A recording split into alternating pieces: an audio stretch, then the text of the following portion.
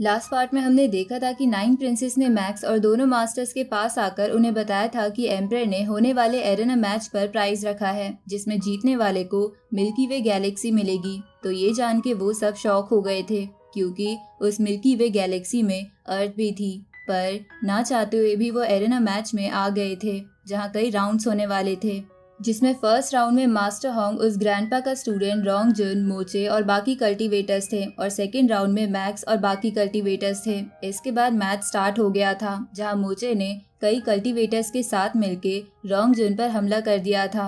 अब आगे तो इस पार्ट की शुरुआत में हम देखते हैं कि रोंग जुन मोचे को बहुत बुरी तरह पीटने लगता है और उसे एलिमिनेट भी कर देता है। तो मोचे को एलिमिनेट होता देख मैक्स बोलता है कि मोचे को जब मैंने मारा था तब भी उसके पास इतने पॉइंट्स थे कि वो इस वाले राउंड में पार्टिसिपेट कर पाया, पर अब की बार इसे क्या हो गया जो ये इतनी जल्दी एलिमिनेट हो गया। आखिरकार इसका अपोनेंट कौन है?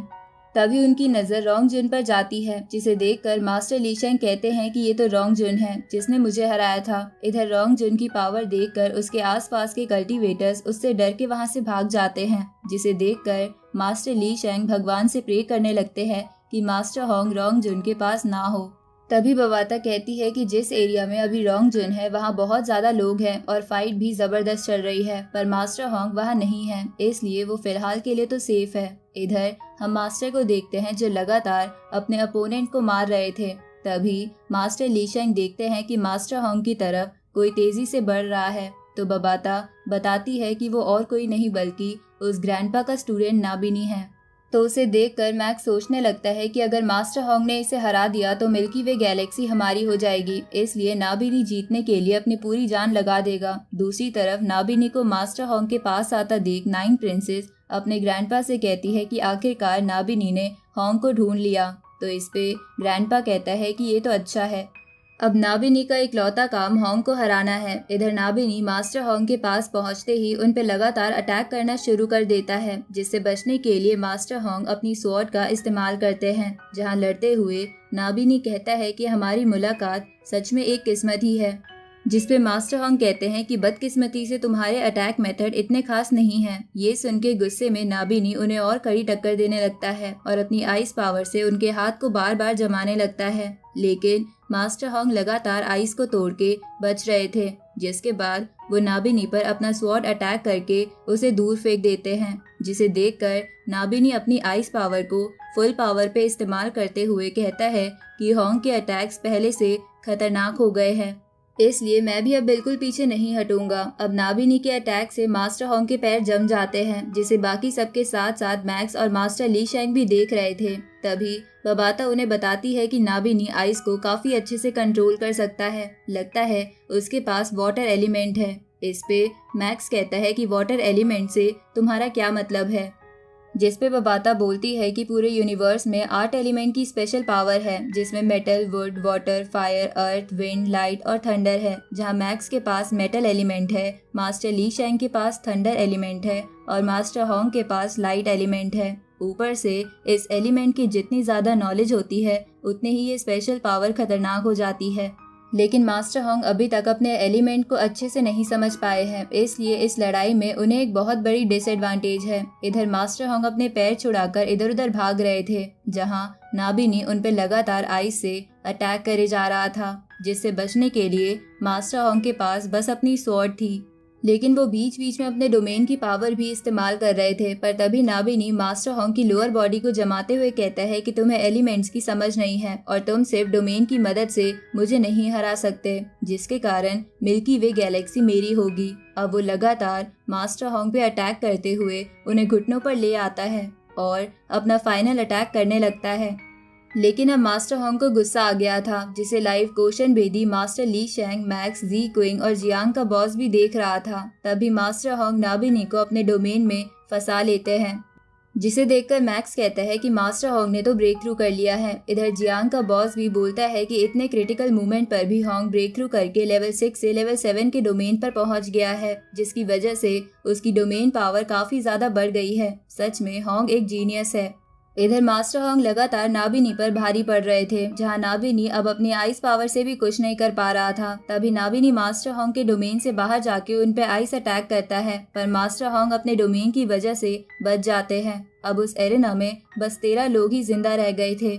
लेकिन तभी मैक्स और ली शेंग देखते हैं कि मास्टर होंग और नाबिनी की तरफ कोई बहुत तेजी से बढ़ रहा है, जिसे देखकर मैक्स बोलता है कि इसकी स्पीड के अकॉर्डिंग लग रहा है कि ये कोई खतरनाक फाइटर होगा। इधर हम देखते हैं कि वो और कोई नहीं बल्कि रोंग जुन था। तभी बबाता रोंग जुन की प्रोफाइल ओपन करते हुए कहती है कि यही इन दोनों की तरफ बढ़ रहा है और इस वक्त एरेना में सबसे ज्यादा ताकतवर रोंग जुन ही है। तो रोंग जुन को देखकर मास्टर ली शेंग को गुस्सा आने लगता है। अब एरेना में सिर्फ 12 लोग ही जिंदा रह गए थे।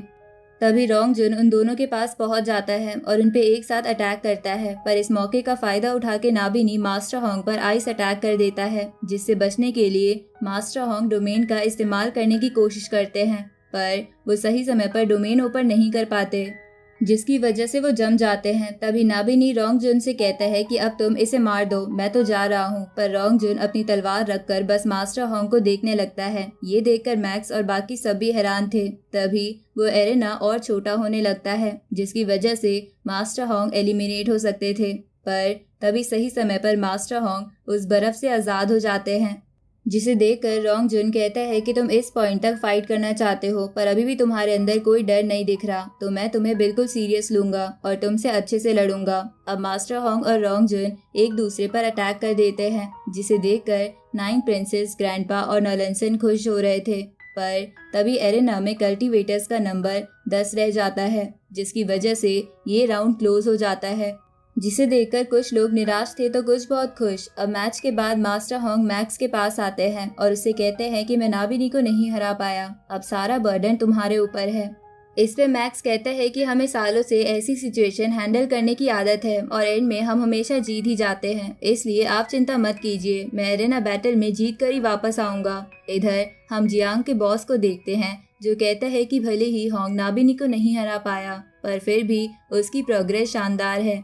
इसके बाद वो जियांग से बोलते हैं कि मैक्स और मास्टर होंग ने जीनियस बैटल का राउंड 1 कंप्लीट करा था, लेकिन 3x माउंटेन ने उन्हें अभी तक कोई रिवॉर्ड नहीं दिया, इसलिए तुम उन्हें देने के लिए ट्रेजर्स इकट्ठा करो। इस तरफ मैक्स सोचता है कि अब अगर हल्की सी भी गलती हुई तो हम मिल्की वे गैलेक्सी खो देंगे, पर इस समय मैं डर नहीं सकता। अब धीरे धीरे कल्टीवेटर्स राउंड 2 के लिए लॉबी में आने लगते हैं, जहां लॉबी में मैक्स को देखकर कोशन बेदी खुश हो जाता है। इधर हम कैंगबो मानियो को देखते हैं, जो रोंग जुन की फाइट देख रहा था, जहां देखते हुए वो मिंग यू से पूछता है कि तुम्हारे मुताबिक पूरे यूनिवर्स में रोंग जुन जैसी पावर किसके पास है।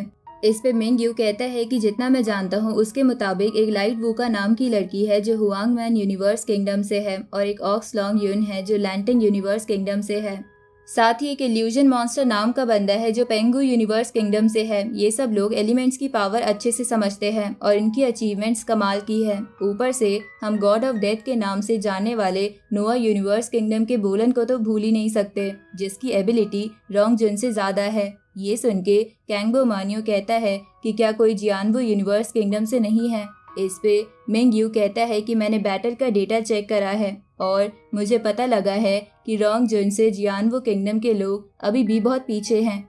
लेकिन मैक्स का मैं कुछ कह नहीं सकता क्योंकि उसे समझना थोड़ा मुश्किल है। इस पे कैंगबो मानियो कहता है कि मेरे मुताबिक मैक्स कुछ छुपा रहा है और उसकी असली एबिलिटी ये नहीं है जो अब तक हमने देखी है, पर हम मैच देखने के अलावा अभी कुछ कर नहीं सकते, इसलिए हम राउंड 2 का वेट करेंगे। इधर हम मैक्स को देखते हैं जो लॉबी में आते हुए मन में सोच रहा था कि मैं ये तो नहीं कह सकता कि इतने प्रेशर से मुझे फर्क नहीं पड़ रहा है, पर मैं इतना जरूर बोलूंगा कि मैं ये फाइट पूरे दिल से लड़ूंगा। इधर मैक्स को वहां देखकर कई सारे कल्टीवेटर्स घेर लेते हैं। तभी दूर खड़े कल्टीवेटर्स कहते हैं कि ये इन कल्टीवेटर्स में सबसे ताकतवर पुश जीन है जिसके पास मेटल डोमेन है, और दूसरा पुश गोआन है जिसके पास हाई टेम्परेचर की एनर्जी लाइट है। अब वो दोनों मैक्स के पास आके उससे बोलते हैं कि तुम्हारी वजह से हमारे जियानवो किंगडम के कई सारे लोग एलिमिनेट हो गए हैं। इधर ये सब देखकर आसपास खड़े लोग बोलते हैं कि पुश जीन और पुश गोआन जियानवो किंगडम से हैं, और लगता है अब सब जियानवो किंगडम के लोग मैक्स के पीछे पड़ जाएंगे। अब धीरे धीरे मैच स्टार्ट होने लगता है, जहां वो लोग एक एक कर एरेना में टेलीपोर्ट हो रहे थे। पर टेलीपोर्ट होने से पहले मैक्स पुश जीन से कहता है कि अगर तुम्हें भी अपने साथियों के पास जाना है तो मैं तुम्हारी मदद जरूर करूंगा। अब एरेना में पहुंचते ही जियानवो किंगडम के सारे लोग मैक्स को घेर लेते हैं और तभी पुश गोआन बोलता है कि हम सबसे पहले मैक्स को मारेंगे। ये सुन के मैक्स तैयार हो जाता है।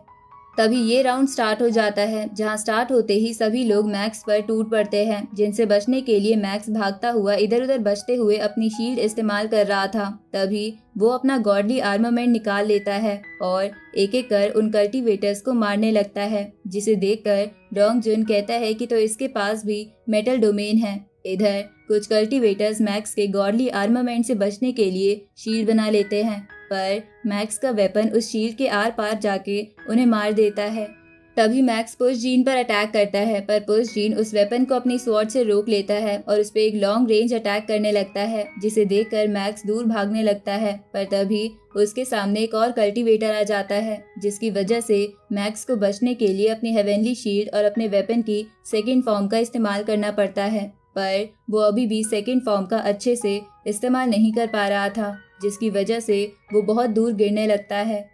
पर सही समय पर वो अपने क्लाउड रिटर्न का इस्तेमाल करके बच जाता है और मौका पाने पर पुश जीन पर अटैक करता है, जो उसका पीछा नहीं छोड़ रहा था। पर पुश जीन के पास मेटल डोमेन था, जिसकी वजह से उसे कुछ नहीं होता। अब फिर से मैक्स को कई सारे कल्टीवेटर्स घेर लेते हैं, पर मैक्स पुश जीन को देखते हुए सोच रहा था कि अक्सर डोमेन बाहर की ओर खुलता है, लेकिन पुश जीन का डोमेन बस उसकी बॉडी को कवर करता है, जिसकी वजह से उसकी बॉडी और मजबूत हो जाती है। तभी वो एरेना छोटा होने लगता है। ये देखकर मैक्स अपनी गोल्डन हॉर्न बेहेमोथ की आइज का इस्तेमाल करते हुए सोचता है कि अगर मुझे पुश जीन के डोमेन के बारे में समझना है तो मुझे गोल्डन हॉर्न बेहेमोथ की मदद लेनी होगी।